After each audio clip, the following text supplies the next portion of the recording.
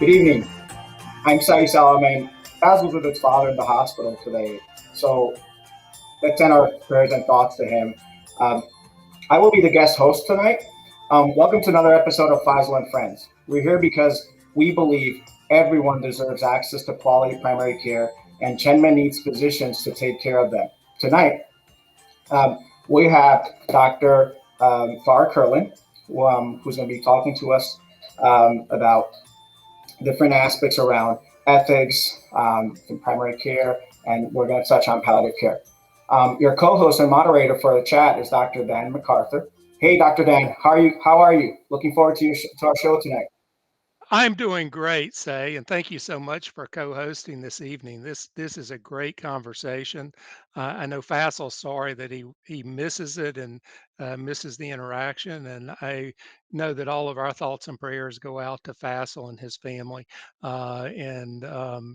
He was hopeful to be here until the very last minute. So looking forward to the conversation, and if anybody has questions, please put them in the chat, and we will get them in front of our guest. Definitely. So I'm really excited to welcome our friend, Dr. Farr Curlin. Welcome, Dr. Curlin. Thank you. Thank you. Glad to join you, Sai. Great. So Dr. Curlin is a Josiah Trent Professor of Medical Humanities in the Trent Center for Bioethics, Humanity, and the History of Medicine at Duke University. He co-directs the Divinity School Theology, Medicine, and Culture Initiative. His recent book, The Way of Medicine, Ethics and the Healing Profession, criticizing it offer a way of the provider of services model that has come to demoralize contemporary medicine and medical ethics. Dr. Curlin also practices hospice and palliative care, and he works with colleagues at Duke and across academic medical centers to develop opportunities for learning and scholarships. He's authored more than 130 articles and book chapters dealing with prevalence of religious ideas and practices for the doctor-patient relationship. I'm really excited to welcome Dr. Curlin to our conversation today. Dr. Curlin, just want to start out on some of the questions that came up before, when Faisel asked me to co-host tonight is, the language of healthcare delivery is sounding more and more transaction. Patients are clients, doctors are providers, and visits are encounters. How do we get to the place where we get back to the doctor and patient relationship and we find that balance, considering all the different moving pieces that we have these days? Well, that's $1 million question, or more than maybe many hundreds of billion-dollar questions in the United States. But it certainly is the case that practitioners of medicine and physicians in particular increasingly experience their work as organized and driven and motivated and pushed about by the forces of bureaucracy, industrial scale institutions, money, large scale economic forces, and by the wishes of patients that sometimes don't seem obviously in line with what physicians thought they were committed to, and they committed to becoming physicians, and other third parties that bear in on medicine. So there have been dynamics that have been going on now for decades.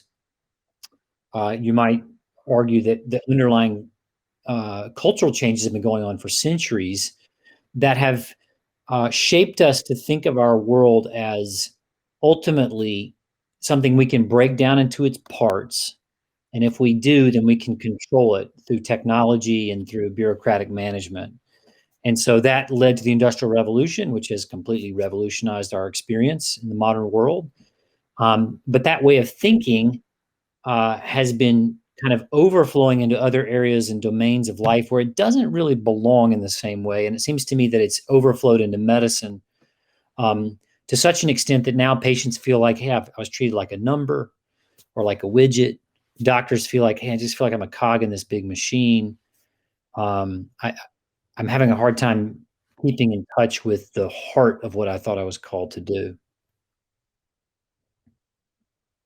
You mind if I jump in with a follow-up? So I was actually looking on YouTube at your address that you did at King College, and you quoted Aristotle and said, where the ends, apart from the actions, it is the nature of the products or the outcomes to be better than the activities or the transactions.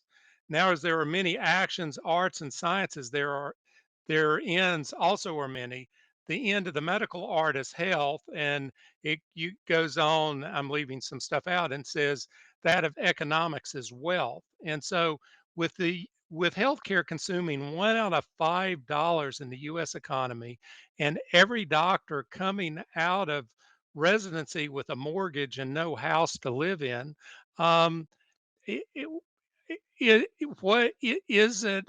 Are we are we are we practicing medicine or are we practicing economics at this point? And how do you separate the two? You know, I've just been rereading, and when I first read it, it wasn't very carefully, Plato's Republic, the Alan Bloom translation. And there, right there in book one, Socrates is talking to Glaucon and Thrasymachus, and he's talking about justice. But the key thing I think was fascinating is he said, "Let's think about a doctor. What does a doctor do?" And it's out of the conversation. Socrates leads the listeners to the correct conclusion that what doctors do is they don't serve themselves. They serve the patient's health. They serve the good of the patient. And then he says, but don't doctors get paid? And everyone has to, of course, acknowledge yes. And he said, so they add to the art of medicine, the art of money making. And I thought that was really interesting because the reality is there's nothing about money that is intrinsic to medicine. If one of the listeners was in a context where they couldn't be paid a dime for attending to someone who is sick, but they're in a context where a sick person shows up and they have the means to help them and to heal them, I'm guessing they would do it. And I'm guessing they wouldn't think it was unintelligible what they were doing or that it wasn't medicine. That's the heart of medicine, to attend to those who are sick, seeking to preserve and restore their health. We do add to that the art of money making. That's a reality that attends most practices. And that's okay so long as it's clear that the art of money making can't be pursued in such a way that corrupts the practice of medicine itself. And clearly, for all of the history of medicine, we've been prone to be corrupted by the pursuit of money. It just seems like what's different about the modern period is it's not just individual greed, which is a problem, but it's a sense that the whole system is driven by financial implications that are far beyond the reach or the control or even the understanding often of the clinicians and the patients. It's great that you bring up that particular point, because as we go into medical school and go into residency, we all come with the hope of helping people and sacrificing ourselves and time, family to do that. And once you're in the system doesn't guide you towards a different path, which is the path of doing more and more for the patient without relatively much value when it comes to outcomes, right? So I think it's great pieces you bring up, Dr. Curlin, and how do we get to that, right? So what are your thoughts on what do we need to do at this moment in time as practitioners individually, right, and at a system level to be able to get back to that piece and balancing out the different dynamics that occur today? I think a start, it's just a start, but it's a critical start. And that is to get our heads around what's going on. And particularly the following.